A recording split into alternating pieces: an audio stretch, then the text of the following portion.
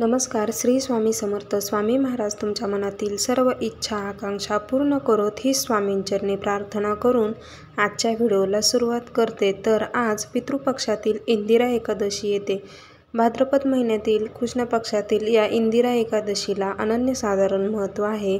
या एकादशीचे व्रत केल्याने आपल्या पितरांना मोक्ष मिळत असतो अशी मान्यता आहे. तर आज संध्याकाळी आपल्याला घराबाहेर ही एक वस्तू फेकायची आहे. हा उपाय केल्यामुळे बघा तुमचे जे काही शत्रू असतील तर ते गुडघे टेकवतील. त्याचबरोबर इडा-पिडा, नजरबाधा असतील तर त्या दूर होतील. तुमच्या कोणत्याही अडचणी असू द्या तर त्या नष्ट होतील. ही एकादशी ही आपल्या पितरांना समर्पित असते. अनेक जणांनी या एकादशीचे व्रत केले आहे. हे व्रत आपल्या पितरांसाठी आपल्याला करावे लागते. पितृपक्ष संपायला अवघे काही दिवसच राहिलेले आहेत. आपल्याला पितृपक्षामध्ये आपल्या पितरांना जेवू घालायचे असतं. त्यांचा तर्पणविधी, पिंडदान करायचे असते. त्यांना प्रसन्न करून घेण्यासाठी अनेक उपाय आपण करत असतो. त्यातीलच हा एक उपाय आपल्याला आज करायचा आहे. या पितृपक्षाच्या काळामध्ये कुत्रा, गाय, कावळ्याला खाऊ घातल्यामुळे आपल्याला पुण्य प्राप्त होत असते. आपल्याला त्यांना खाऊ घालायचं आहे. त्याचबरोबर आपल्याला गाईला चारा देखील खाऊ घालायचा आहे. आपल्या हिंदू धर्मामध्ये गाईला अनन्यसाधारण महत्त्व आहे. गाईला पूजनीय मानले जाते. तिला गोमाता म्हणतात. तर आपल्याला गाईला आज नैवेद्य देखील दाखवायचा आहे. तर काय करायचं आहे, आपल्याला एक चपाती बनवायची आहे. तुम्हाला चपाती बनवणे शक्य नसेल तर तुम्ही भाकरी चारली तरी काही हरकत नाही. चपाती बनवताना आपल्याला त्यामध्ये मीठ टाकायचं नाही. एक चपाती बनवायची आहे. त्या चपातीवर आपल्याला थोडासा गूळ टाकायचा आहे व तूप लावायचं आहे. त्याचबरोबर त्याच्यावर आपल्याला थोडीशी हळद टाकायची आहे. हळद ही भगवान विष्णू आणि माता लक्ष्मीला अत्यंत प्रिय आहे. हळद टाकल्यामुळे माता लक्ष्मीचा वास आपल्या घरात राहत असतो. ती आपल्या घरात वावरत असते आणि हे सर्व त्या चपातीला लावून आपल्याला त्या चपातीचा एक रोल करायचा आहे.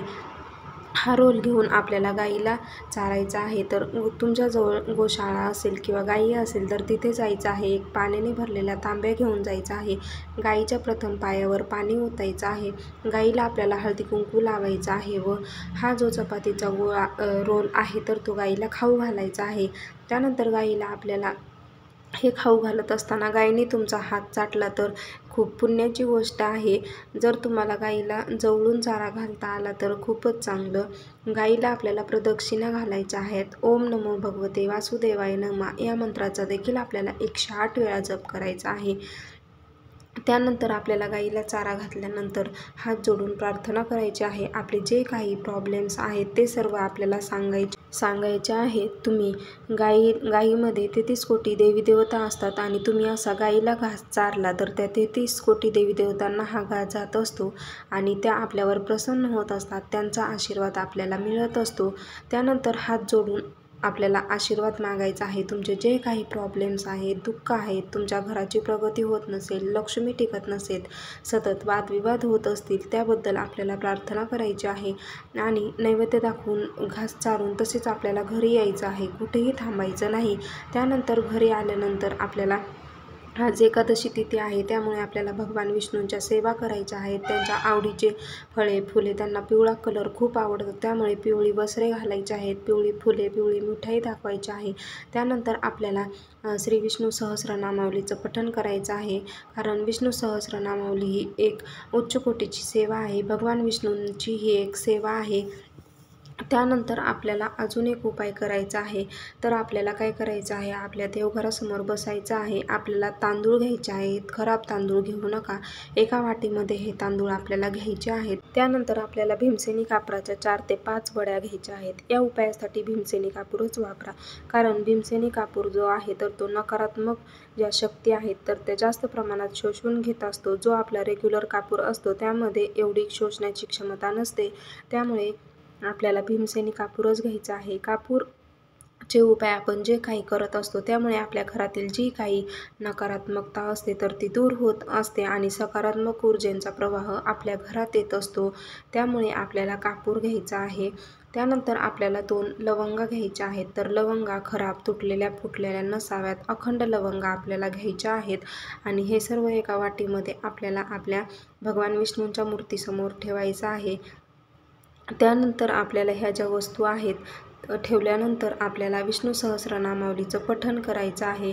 नंतर ह्या वस्तू आपल्याला पेटवायच्या आहेत आणि आपल्या संपूर्ण घरामध्ये हा जो जाळ आहे तर तो फिरवत न्यायचा आहे. आपल्याला मनातल्या मनात प्रार्थना करायची आहे. जे काही आपल्या इच्छा आहेत त्या बोलून दाखवायच्या आहेत. ओम नमो भगवते वासुदेवाय नमः या मंत्राचा देखील जप करायचा आहे. त्यानंतर ही जी वाटी आहे तर ती आपल्या घराबाहेर आपल्याला ठेवायची आहे किंवा तुम्ही बाल्कनीत देखील ठेवू शकता. त्यानंतर दुसऱ्या दिवशी आपल्याला ही जी वाटी आहे ह्या वाटीतील हे जे तांदूळ आहेत तर हे तांदूळ आपल्याला एखाद्या झाडाखाली नेऊन टाकायचे आहेत किंवा तुम्ही पाण्यामध्ये देखील सोडू शकता. तर अशा प्रकारे अत्यंत प्रभावशाली हा एक उपाय आहे. त्यानंतर अजून एक उपाय मी तुम्हाला सांगणार आहे. तर आपल्या घरातील एखादी व्यक्ती आजारी असेल, सतत ती आजारी पडत असेल किंवा एखादी व्यक्ती नकारात्मक असेल, तिच्या मनात सतत निगेटिव्ह विचार येत असतील, सतत भांडणे वादविवाद होत असतील किंवा तुमच्या मुलाची प्रगती होत नसेल, सतत त्याच्या काही ना काही अडचणी येत असतील तर त्यासाठी हा एक उपाय आहे. तर 2 लवंगा घ्यायच्या आहेत. लवंगा खराब झालेल्या, तुटलेल्या, फुटलेल्या नसाव्यात.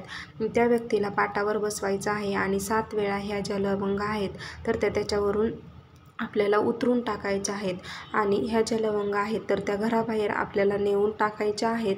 हे करत असताना आपल्याला ह्या लवंगा टाकून झाल्यानंतर मागे पुढे बघायचं नाही, घरी यायचं आहे, कुणाच्या घरी जायचं नाही, कुणाशी बोलायचं नाही आणि घरी आल्यानंतर हातपाय स्वच्छ धुवून मगच घरात यायचं आहे. तर हा उपाय केल्यामुळे तुमचे जे काही घरातील आजारी व्यक्ती आहे तर ते व्यवस्थित होतील. तुमच्या मुलांची, पतीची, घराची प्रगती होईल. तुमच्या घरामध्ये अखंड लक्ष्मी प्राप्ती होईल. 7 पिढ्यांचं दारिद्र्य दूर होईल असा हा उपाय आहे. प्रत्येकासाठी हे छोटे मोठे उपाय आपल्याला आज करायचे आहेत. तर कसा वाटला व्हिडिओ कमेंट करून सांगा आणि असेच व्हिडिओ पाहण्यासाठी चॅनल सबस्क्राईब करा. भेटूया तसाच एक नवीन माहितीपूर्ण व्हिडिओ घेऊन. आजचा व्हिडिओ पाहिल्याबद्दल खूप खूप धन्यवाद. श्री स्वामी समर्थ.